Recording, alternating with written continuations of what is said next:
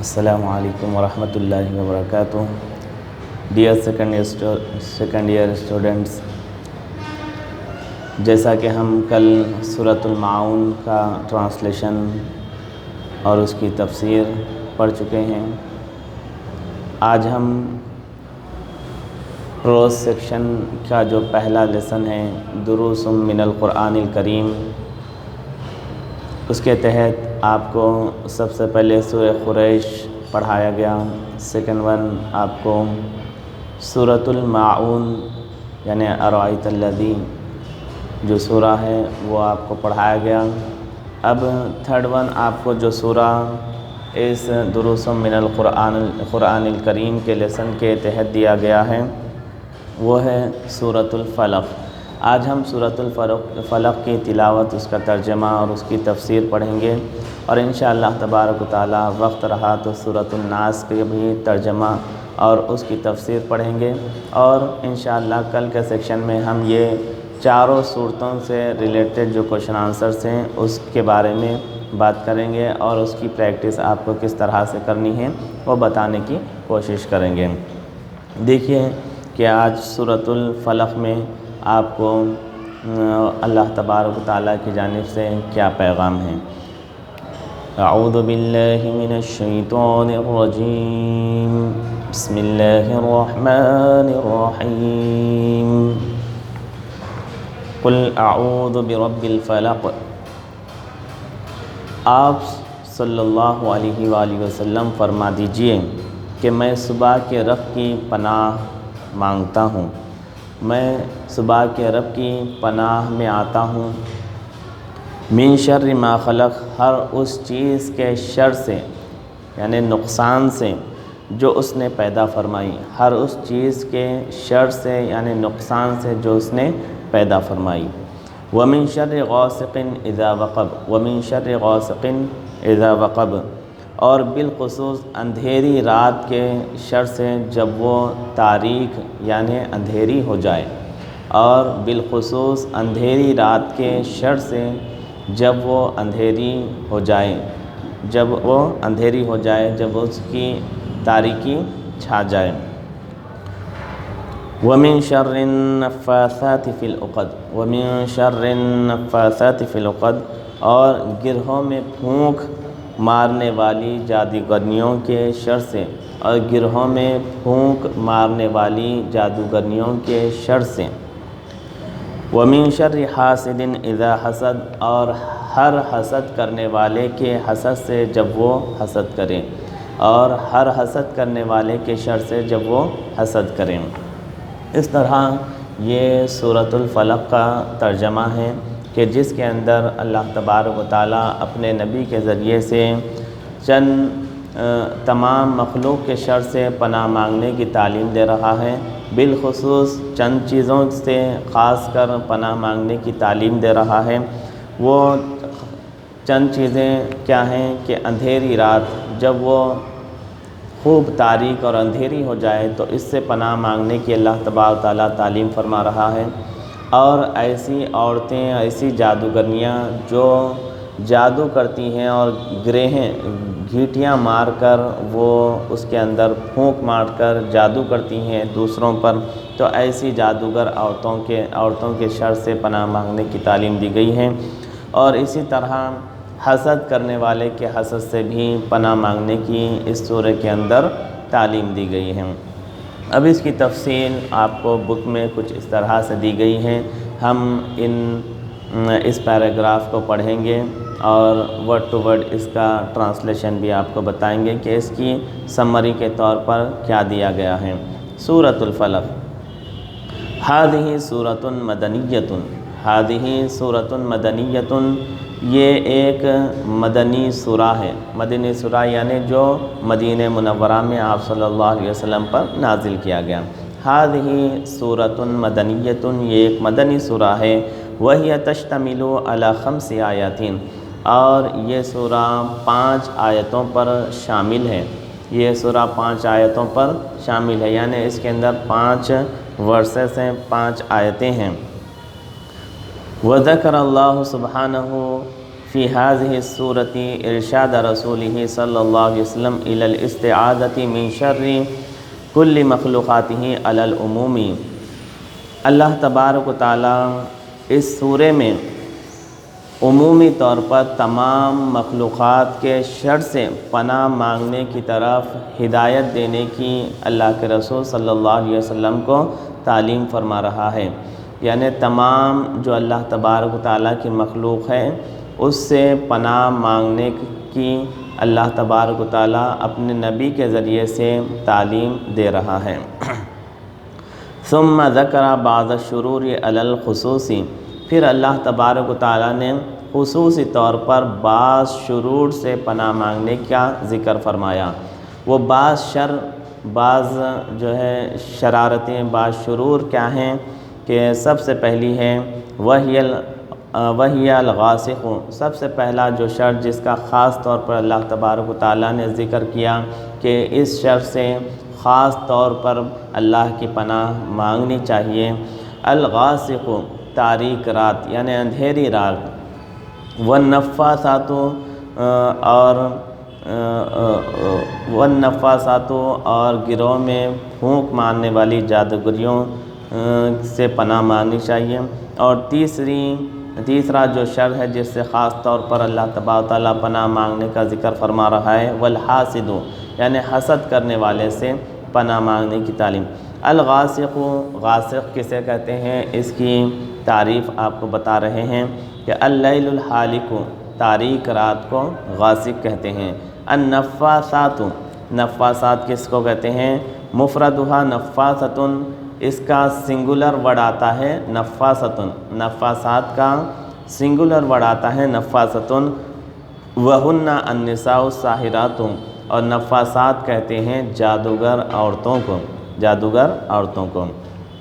الحاسد، حاسد کی ڈیفینیشن کیا ہے؟ حاسد کسے کہتے ہیں؟ وہ الذی یتمنی زوال النعمت التی انعم اللہ بها علی المحسود، کہ حاسد وہ جو زوال نعمت کی تمنا کرتا ہے، یعنی زوال نعمت کی تمنا کرتا ہے جو محسود کو اللہ تبارک و تعالیٰ نے عطا فرمائی۔ یعنی کسی شخص کے پاس کوئی نعمت ہو تو حاسد یہ چاہتا ہے کہ اس کے پاس سے وہ نعمت ختم ہو جائے، اس سے وہ نعمت چھوٹ جائے، اس کے پاس جو چیز ہے وہ برباد ہو جائے، ہلاک ہو جائے۔ ایسی تمنا کرنے والے کو حاسد کہتے ہیں۔ تو حاسد جو ہوتا ہے وہ جب کسی دوسرے کے پاس کوئی اچھی چیز دیکھتا ہے، جیسے کہ کسی کے پاس گاڑی ہے، بنگلہ ہے، مکان ہے، یا اس کے پاس مال و دولت ہے، تو یہ اس کو دیکھ کر یہ تمنا کرتا ہے کہ وہ چیز اسے کیسے ملی، اور وہ یہ تمنا کرتا ہے کہ وہ چیز اس سے چھن جائے، تباہ و برباد اور ہلاک ہو جائے۔ تو اس طرح کی خرافاتی ذہنیت رکھنے والے شخص کو حاسد کہا جاتا ہے۔ یہ چیز، یہ عادت، یہ خصلت انتہائی مذموم اور بری ہے، قابل مذمت ہے۔ تو اس طرح جو حسد کرنے والے لوگ ہوتے ہیں تو اللہ تبارک و تعالیٰ نے ایسے حاسدین کے شر سے بھی پناہ مانگنے کی تعلیم فرمائی ہے، کیونکہ جو حسد کرنے والے لوگ ہوتے ہیں وہ آپ کی زندگی میں زہر گھولنے کا کام کرتے ہیں۔ کب پتہ نہیں کہ آپ کی ترقی اور شہرت اور آپ کی اللہ تبارک و تعالیٰ سے کی جانب سے دی گئی مال و دولت اور عزت کو وہ برباد کرنے اور ہلاک کرنے کے لیے کیسی کیسی کوششیں کریں گے، پتہ نہیں۔ تو اس لیے ہمیں چاہیے کہ ہر حسد کرنے والے کے شر سے پناہ مانگنی چاہیے، کیونکہ حسد کرنے والے کا شر کس جانب سے آئے گا کہ وہ آپ کا قریبی ہوگا، یا آپ کا دوست ہوگا، یا آپ کا رشتہ دار ہوگا، یا آپ کا بازو بیٹھنے والا کلیگ ہوگا، پتہ نہیں۔ تو جو چیز ہمیں پتہ نہیں ہوتی ہے اس کے شر سے ہم کیسے محفوظ رہ سکتے ہیں؟ تو اس لیے ہم اس ذات کی پناہ مانگیں جو اس بات سے آگاہ اور باخبر ہے اور اس چیز سے حفاظت کرنے پر قادر ہے، طاقت رکھنے والا ہے۔ تو اس لیے ہمیں حاسد کے شر سے اللہ تبارک و تعالیٰ کی ہمیشہ پناہ مانگنی چاہیے۔ آگے بتا رہے ہیں وفی هذه السورة تنبیہ للناس رجالا ونساء ان یستعیذوا باللہ من شر اللیل الحالک۔ اس سورے میں تمام لوگوں کو خواہ مرد ہو یا عورت تاریک رات سے اللہ تبارک و تعالیٰ کی پناہ میں آنے کی تعلیم دی گئی ہے، تنبیہ کی گئی ہے۔ لِأَنَّهُ وَقْتُ خُرُوجِ الشَّيَاطِينِ وَالْجِنَّةِ وَالْبَهَائِمِ، کیونکہ تاریک رات شیاطین، جنات اور جانوروں کے نکلنے کا وقت ہوتی ہے۔ وَكَذَلِكَ يَجِبُ عَلَيْهِمْ أَن يَسْتَعِيذُوا بِاللَّهِ مِن شُرُورِ النِّسَاءِ السَّاحِرَاتِ، اور اسی طرح تمام مرد و عورتوں پر یہ واجب ہے کہ وہ جادوگر عورتوں کے شر سے اللہ تبارک و تعالیٰ کی پناہ میں آئیں۔ وَأَخِيرًا، اور آخر میں قِيلَ لَهُمْ، ان سے جو بات کہی گئی، أَن يَسْتَعِيذُوا بِاللَّهِ مِن شَرِّ حَاسِدٍ إِذَا حَسَدَ، کہ اللہ تبارک و تعالیٰ سے پناہ میں آئیں من شر حاسد، حسد کرنے والے کے شر سے، اذا حسد، جب وہ حسد کرتا ہے، لِأَنَّ الْحَسَدَ يَضُرُّ الْإِنسَانَ، کیونکہ حسد انسان کو نقصان پہنچا سکتا ہے۔ تو اس طرح حسد کرنے والے کے بھی حسد سے ہمیں پناہ مانگنی چاہیے، اور یقیناً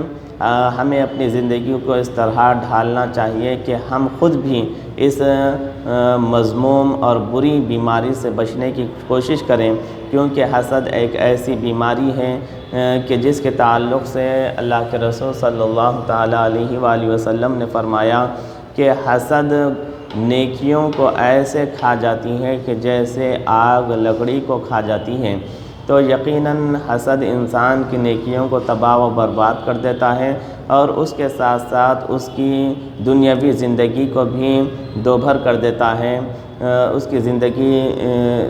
دنیاوی زندگی کے بھی چین و سکون کو چھین لیتا ہے، کیونکہ جو انسان اوروں کی ترقی یا ان کی شہرت یا ان کی عزت و دولت کو دیکھ کر بے چینی کا شکار ہوتا ہے، تو ہمیشہ ان کو تکلیف پہنچانے یا ان کی ترقی سے جلتا بھنتا رہتا ہے، کہ جس کی وجہ سے اس کا ذہنی سکون مفقود ہو جاتا ہے، گم ہو جاتا ہے، کبھی وہ سکون کی زندگی نہیں گزار سکتا، اور ہمیشہ وہ اوروں کی ترقیوں کو دیکھ کر اپنے آپ کو بے چینی میں پاتا ہے۔ تو اس لیے ہمیں چاہیے کہ ہم ایسا ہرگز نہ کریں، بلکہ ہم اگر اللہ تبارک تعالیٰ نے کسی کو کچھ نعمت سے نوازا ہے تو یہ اللہ تبارک تعالیٰ کی حکمت ہے کہ اس نے وہ نعمت اسے دی ہے، اور یقیناً کوئی انسان دنیا میں ایسا نہیں کہ جسے اللہ تبارک تعالیٰ کی جانب سے کوئی خصوصی انعام و نعمت نہ ملی ہو، اور جو نعمت اللہ تبارک و تعالیٰ جس کسی کو دیتا ہے وہ اس کے حق میں بہتر ہے۔ یعنی اگر کوئی مالدار ہو تو وہ مال و دولت اس کے لیے بہتر ہے، اگر کوئی غریب ہو تو اس کو غریبی اس کے لیے بہتر ہے، کیونکہ بسا اوقات ایسا ہوتا ہے کہ بہت بڑا مالدار ہے، بلینئر ہے، کہ جس کے پاس عزت ہے، شہرت ہے، مال و دولت ہے، اور نوکر چاکر ہیں، جس کے پاس ہر آرائش کا اور آرام کا سامان مہیا ہے، لیکن جب وہ رات کو اپنے بستر پر پہنچتا ہے تو اسے چین کی نیند نہیں ملتی ہے، مجبوراً اسے ایسی دوائیاں اور میڈیسنز کھانی پڑتی ہیں کہ جس کے ذریعے سے اسے نیند آ جائے، تو وہ نیند کی جو عظیم نعمت ہے، دولت ہے، وہ نیند اسے میسر نہیں ہے۔ بسا اوقات اس کے دسترخوان پر بے شمار کھانے اور ڈشز سجی ہوئی ہوتی ہیں، لیکن ان تمام کھانے اور ڈشز کے اس کے سامنے چن دیے جانے اور سجا دیے جانے کے باوجود وہ اس سے لطف اندوز نہیں ہو سکتا، کیونکہ ہو سکتا ہے وہ کسی ڈائبٹیز کا مریض ہو، یا اسے کھانے سے وہ اس کو پچتا نہ ہو، تو اس طرح کی ڈیزیز اور بیماریوں میں وہ ملوث ہوتا ہے، اور وہ یہ تمنا کرتا ہے ایک نیچے درجے اور غریب کے مزدور کو دیکھ کر کہ کاش میری زندگی اس طرح سے ہوتی کہ جس طرح یہ محنت و مزدوری کر کے اپنے وقت پر پیٹ بھر کھاتا ہے اور اپنے سونے کے وقت پر سکون اور چین کی نیند سو جاتا ہے۔ بسا اوقات ایسا ہوتا ہے کہ نیچے جو درجے کا انسان ہوتا ہے وہ اوپر کے مالدار کو دیکھ کر یہ سوچتا ہے کہ کاش کہ میرے پاس ایسی مال و دولت اور ایسی شہرت ہوتی، تو لیکن وہ اس کے لیے بہتر نہیں ہے، بلکہ وہ جو اللہ تبارک تعالیٰ نے اسے دی ہے وہ اس کے پاس بڑی نعمت ہے کہ وہ جب محنت کرتا ہے، خوب تگ و دو کرتا ہے اور مزدوری کرتا ہے تو وہ تھک ہار کر اپنے گھر پہنچتا ہے اور پیٹ بھر کھانا کھاتا ہے جو بھی اسے میسر آئے، اور اسے چین اور سکون کی ایسی میٹھی نیند ملتی ہے جو ایک بلینئر کو بھی شاید کہ میسر نہ ہو۔ تو اللہ تبارک و تعالیٰ جس کے حصے میں جو نعمت دیا ہے وہ اس کے لیے بہتر ہے، تو کسی اور کو دیکھ کر جلنے اور بھولنے کی ضرورت نہیں ہے۔ تو اس طرح ہمیں چاہیے کہ ہم اپنے آپ کو حسد اور کینے کپٹ سے محفوظ رکھیں۔ تو اس طرح سورہ فلق کے اندر اللہ کی تمام مخلوق کے شر سے پناہ مانگنے کی تعلیم دی گئی ہے، بالخصوص اندھیری تاریک رات کے شر سے، کیونکہ اندھیری تاریک رات میں شیاطین، جنات اور تکلیف دینے والے جانور نکل آتے ہیں، اور اسی طرح گروہوں میں یعنی جو دھاگوں کو کھینچ کر اس کے اندر پھونک کر جادو کرتے ہیں، ایسی جادوگریوں کے شر سے بھی پناہ مانگنے کی تعلیم دی گئی ہے، اور اسی طرح سے اس بات کی بھی تعلیم دی گئی ہے کہ ہر حسد کرنے والے سے حسد سے پناہ مانگے جب وہ حسد کرتا ہے۔ پھر اس کے بعد آپ کو سورۃ الناس یہاں پر بتایا گیا ہے۔ سورۃ الناس آپ کو یاد ہوگا کہ تقریباً ہر چھوٹے بڑے بچے کو یہ سورہ یاد ہوتا ہے، سورۃ الناس۔ یہ قرآن مجید کی سب سے آخری سورت ہے، یعنی 114 نمبر والی سورت ہے۔ تو دیکھیے سورۃ الناس کی تلاوت اور اس کا ترجمہ کیا ہے۔ بسم اللہ الرحمن الرحیم، قل اعوذ برب الناس۔ آپ صلی اللہ تعالیٰ علیہ وآلہ وسلم فرما دیجئے کہ میں سب انسانوں کے رب کی پناہ مانگتا ہوں۔ آپ صلی اللہ علیہ وسلم فرما دیجئے کہ میں سب انسانوں کے رب کی پناہ مانگتا ہوں، ملک الناس جو سب لوگوں کا مالک ہے، بادشاہ ہے، الہ الناس جو ساری نسل انسانی کا معبود ہے، الہ الناس جو ساری نسل انسانی کا معبود ہے، من شر الوسواس الخناس وسوسہ انداز شیطان کے شر سے جو اللہ تبارک و تعالیٰ کے ذکر کے وقت پیچھے ہٹ کر چھپ جانے والا ہے، الذی یوسوس فی صدور الناس جو لوگوں کے دلوں میں وسوسہ ڈالتا ہے، الذی یوسوس فی صدور الناس جو لوگوں کے دلوں میں وسوسہ ڈالتا ہے، من الجنۃ والناس جو جنات سے ہوں یا انسانوں سے، جو جنات سے ہوں یا انسانوں سے۔ تو اس طرح یہ سورہ ناس کی تلاوت تھی، اور اس کے ساتھ ساتھ آپ کو اس کا ٹرانسلیشن اور یعنی ترجمہ بتایا گیا۔ اب باقی ہے اس سورہ کی تفسیر، تو انشاءاللہ تبارک و تعالی ہم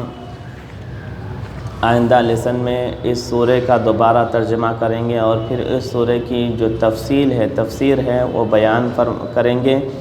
اور اس کے ساتھ ساتھ یہ جو چاروں سورے ہم نے پڑھے ہیں، سورہ قریش،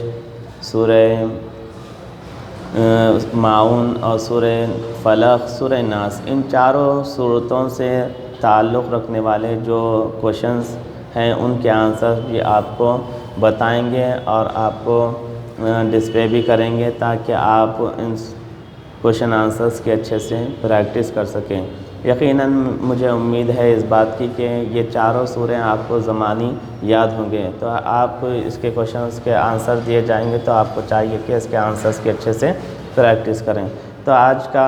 یہ سیکشن ہم یہیں پر ختم کرتے ہیں، تو انشاءاللہ تبارک و تعالیٰ آپ کو کل کے سیشن میں سورہ ناس کی تفسیر اور اس کی وضاحت کی جائے گی، اور کوشچنز دے کر اس کے آنسر بھی بتائے جائیں گے۔ تو آپ سے ہم دوبارہ کل ملیں گے۔ وآخر دعوانا الحمدللہ رب العالمین۔